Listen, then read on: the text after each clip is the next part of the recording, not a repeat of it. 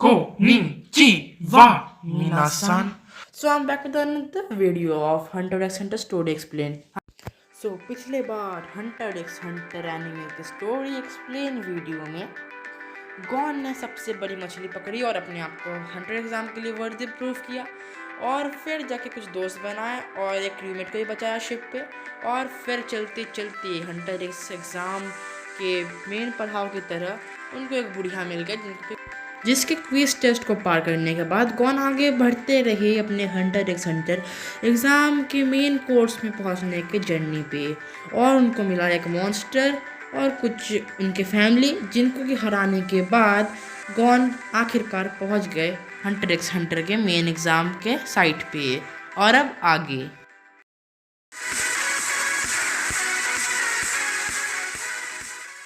तो अभी Hunter exam चालू हो चुका है और ये फर्स्ट पड़ाव का सेकंड पार्ट है जहाँ पे के सारे कंटेस्टेंट्स एग्जामिनर को फॉलो कर रहे होते हैं। पर असली ट्विस्ट जब आता है क्योंकि मॉन्स्टर निकल आते हैं। सबसे पहले लियोडियो कुरापिका इस डायनासोर के सामने फंस जाते हैं पर गॉन और कीलुआ अपने ग्रुप से अलग अपने धुन में चलते रहते हैं। पर अचानक से वो लोग एक गड्ढे में गिर जाते हैं जो कि एक बहुत जाइंट फ्रॉग का मुंह निकलता है। और दूसरी तरफ लियोडियो कुरापिका जाइंट टॉर्टोडेज से लड़ रहे रहते हैं जहाँ पे कुरापिका उसकी आँख के अंदर डंडा घुस जाता है और उसके बाद लियोडियो कुरापिका दोनों चुपचाप निकल जाते हैं। और दूसरी तरफ गॉन और कीलुआ उस जाइंट फ्रॉग के मुंह के अंदर ही रहते हैं भी पर ज़्यादा देर के लिए नहीं। वो कीलुआ टॉनपा से मिले हुए जूस का इस्तेमाल करके उसको उल्टी करवा देता है फ्रॉग। और दूसरी ही तरफ हिसोका के ऊपर बहुत सारे बंदे एक साथ मिलकर हमला करने ही वाले होते हैं क्योंकि उनको लगता है कि ये हिसोका हंटर एग्ज़ाम के लिए क्वालिफाइड नहीं है। पर जैसे ही वो लोग हमला करने वाला होता है हिसोका पे तभी हिसोका अपने कार्ड का कुछ जादू दिखा के इन लोग को मार देता। और तभी लियोडियो और कुरापिका हिसो के साथ मिल जाते हैं जहाँ पे कि कुरापिका तो भाग जाता है पर लियोडियो फंस जाता है। तो अब क्या होगा लियोडियो के साथ बताइए। अरे गधे एडिटर ये क्या कर दिया, क्वेश्चन पूछना था वहाँ पे। चुप ओवर एक्टिंग की दुकान, तेरे में इतनी औकात है ही नहीं कि अपना एडिटर हायर कर सके और ये भी तो मैं ही हूँ जो अपना आवाज़ बदल के बोल रहा हूँ। बहुत ओवर एक्टिंग कर लिया, वीडियो पे आते हैं। आपने तो देख ही लिया कि गॉन आके बचा लेता है लियोडियो को और फिर हिसोका उसको देख के खुश हो जाता है और दोनों को छोड़ देता है। और इसी के साथ गॉन लियोडियो कुरापिका और कीलुआ और हिसोका भी साथ में फर्स्ट राउंड हंटर एग्ज़ाम का पार कर लेते हैं। और फिर ये होता है हंटर एक्स हंटर का सेकंड राउंड का वेन्यू और ये दोनों होते हैं उसके एग्जामिनर्स।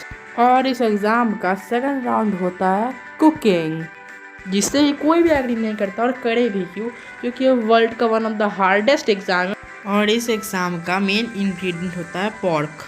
तो सब चल जाते हैं जंगल में सुअर ढूंढने पर ये कोई ऐसा वैसा एग्ज़ाम तो है नहीं जहाँ पे कि नॉर्मल पिग मिलेंगे। सो मिलते हैं इनको एक खतरनाक पिग जो कि दूसरों को ही खा रहे होते हैं जिसे देखकर खाना बनाना तो दूर पर खुद खाना बनने जैसा हाल हो जाता है सबका।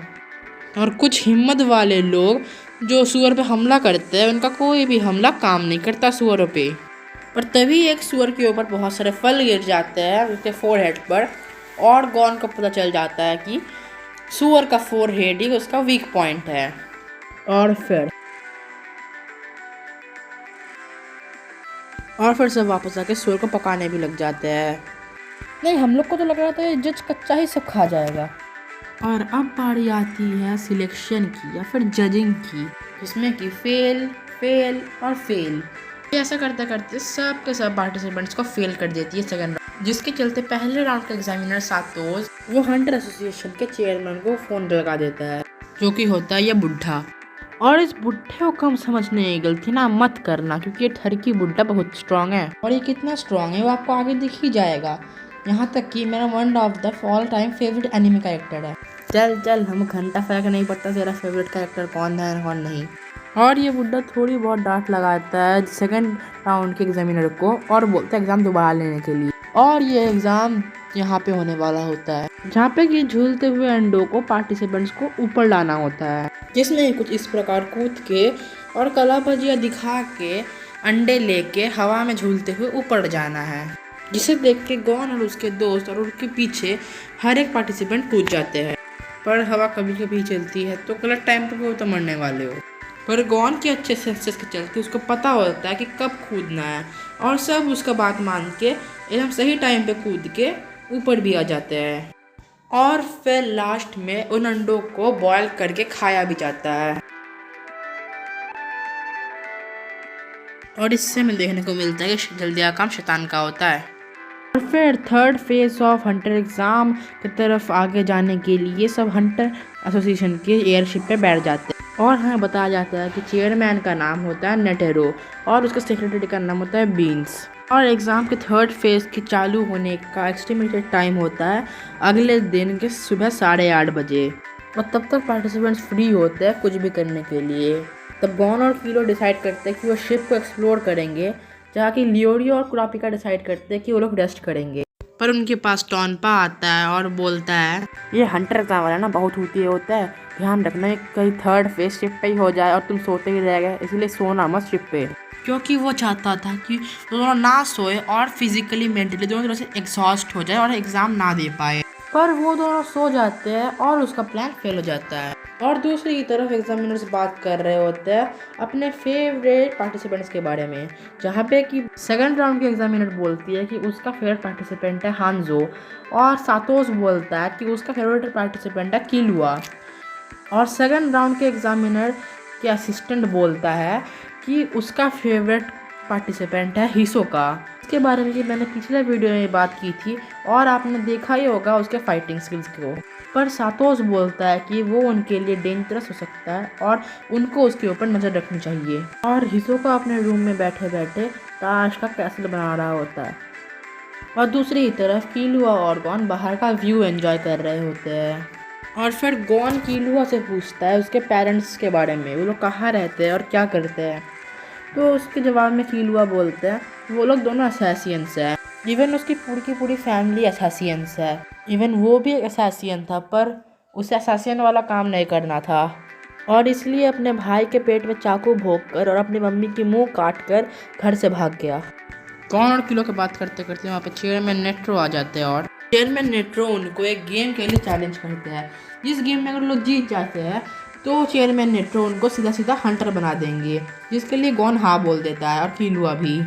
तो रूल ये होता है कि गॉन और किलुआ को चेयरमैन नेट्रो के हाथ से बॉल छीनना होता है। सो फाइनली हमें नेट्रो के पावर का हल्का झलक देखने को मिलने वाला है। और फिर किलुआ अपने फैसिनेशन स्किल्स का प्रदर्शन करने लगता है और अपने बहुत सारे क्लोन बना के नेट्रो के चक्कर लगाने लगता है ताकि वो कंफ्यूज हो जाए। इस टेक्निक का नाम होता है रिदम एको, जिसमें कि वो एक रिदम से चल के अपने बहुत सारे क्लोन बना के दुश्मन को कंफ्यूज कर सकता है। जो चेयरमैन नेट्रो ये देख के चौंक जाता है कि किलुआ ने कितनी छोटी उम्र में कितनी अच्छी स्किल मास्टर कर ली है, और फिर भी वो उससे बॉल नहीं छीन पाता। और फिर कुछ और अटेम्प्ट्स के फेल होने के बाद किलुआ सोचते हैं डायरेक्ट अटैक करके चेयरमैन नेट्रो का पैर तोड़ ले, पर जिसके चलते वो अपना ही पैर तुड़वा लेता है। और अब चांस आता है अपने मेन कैरेक्टर गॉन का, जो कि बिल्कुल स्ट्रेट फॉरवर्ड अटैक करता है और चेयरमैन नेट्रो को अपने स्पीड से इम्प्रेस भी कर देता है। और चेयरमैन नेट्रो को लगता है कि वो अटैक से इजीली बच जाएंगे, तभी गॉन बिल्कुल ऊपर कूद जाता है जिससे कि वो चौंक जाते हैं, पर अपना सर जाके शिप के ऊपर ठोक लेता है, जिससे कि वो एक बहुत ही अच्छे चांस को मिस कर देता है बॉल छीनने का। और फिर गॉन और किलुआ बहुत ज़्यादा थक चुके रहते हैं बॉल छीनने की कोशिश करते हुए। तो चेयरमैन नेट्रो बोलते हैं कि क्यों ना तुम दोनों टीम अप करके मेरे ऊपर अटैक करो, पर फिर भी वो लोग कुछ नहीं कर पाते चेयरमैन नेट्रो का। पर फिर भी वो लोग कोशिश करते रहते हैं और बार बार फेल होते रहते हैं। और फिर गॉन एक प्लान के साथ आगे बढ़ते हैं और एक लात की जगह मोजा फेंक के मारते हैं चेयरमैन नेट्रो के मुंह पे, और पीछे से किलो का बहुत बढ़िया असिस्ट और एक गोल्डन चांस बॉल छीनने का। पर चेयरमैन नेट्रो एक पैर से बॉल बचाते हैं तो गॉन अपने दूसरे पैर का मोजा से बॉल को और दूर भेज देते, जिससे कि गॉन और किलो के पास बहुत ही अच्छा चांस मिल जाता है और इस बार लगता है कि दोनों बॉल छीन ही लेंगे। पर चेयरमैन नेट्रो अपने लाइटनिंग स्पीड का इस्तेमाल करते हैं और बॉल को उन लोग से छीन लेते हैं। और मेरे अंदर ये फुटबॉल कमेंट्री का भूत कहाँ से आया मुझे भी नहीं पता। फुटबॉल कमेंट्री से एनिमे कमेंट्री पे आता है। इसके बाद किलुआ भी गिव अप कर देता है और वो गॉन को समझाता है कि चेयरमैन नेट्रो ने अभी अपना राइट आर्म और लेफ्ट लेग दोनों यूज़ नहीं किया है, इसलिए ये गेम हम लोग कभी भी नहीं जीत पाएंगे, इसलिए वो गिव अप कर रहा है। तब गॉन बोलता है कि गेम के बारे में छोड़ो, मैं कम से कम चेयरमैन नेट्रो का राइट आर्म यूज़ करवाना चाहता हूँ। और कीलुआ गॉन को गुड लक बोल के चला जाता है वहाँ से। पर जाते समय कीलुआ इतना ज़्यादा फ्रस्ट्रेटेड होता है कि वो एक बंदे से टकरा भी जाता है, पर उसे कोई फ़र्क नहीं पड़ता। पर जिनसे वो टकराया होता है उनको फ़र्क पड़ता है, और वो दोनों कीलुआ पे अटैक करने ही वाले होते हैं कि कीलुआ दोनों ख़त्म कर देता है, मतलब मार देता है जान से। और वो बोलता है कि अगर मैं और देर तक खेलता तो मैं यही सेम चीज़ चेयरमैन नेट्रो के साथ भी कर देता। और दूसरी तरफ गॉन बहुत ज़्यादा कोशिश कर रहा होता है कि वो चेयरमैन नेट्रो का राइट आर्म यूज़ करवा दे। और फिर गॉन चेयरमैन नेट्रो के आयरन हार्ट बैली में बहुत ज़्यादा जोर से अपना सर मारता है, जिससे कि उसको बहुत ज़्यादा चोट लगता है। और यही वो फिर से करना कोशिश करता है, पर चेयरमैन नेट्रो समझ जाता है कि अगर ये टकरा गया तो गॉन मारा जाएगा, और अगर वो अपना बैली को सॉफ्ट करता है तो उसको चोट लगेगा। तो वो सोचता है कि इजीली डॉज कर लेगा इसको। पर डॉज करने के चक्कर में गॉन उससे अपना राइट हैंड यूज़ करवा लेता है, और गॉन जाके दीवार से टकरा जाता है। और फिर गॉन इस बात का बहुत खुशियाँ मनाता है, और फिर वहीं पे सो जाता है। और तभी चेयरमैन शिप ड्राइवर को शिप को थोड़ा स्लो करने के लिए बोलता है ताकि गॉन रेस्ट कर सके। सो आज के वीडियो में इतना ही। एक्चुअली ना ये वीडियो आने वाली थी न्यू ईयर के समय, पर यूट्यूब ने कॉपीराइट मार दिया था उस वीडियो पे। मैं डाली थी वीडियो, सो अभी डाल रहा हूँ 3 महीने बाद, सोचे बाद में डालूँगा, पर बहुत देर हो गया, बहुत ज़्यादा बाद में डाल रहा हूँ। ठीक, कोई ना। यूट्यूब इस बार मैंने कुछ कॉपीराइट नहीं डालना है, कॉपीराइट क्लेम नहीं डालना प्लीज़। और एट लास्ट सायोनारा।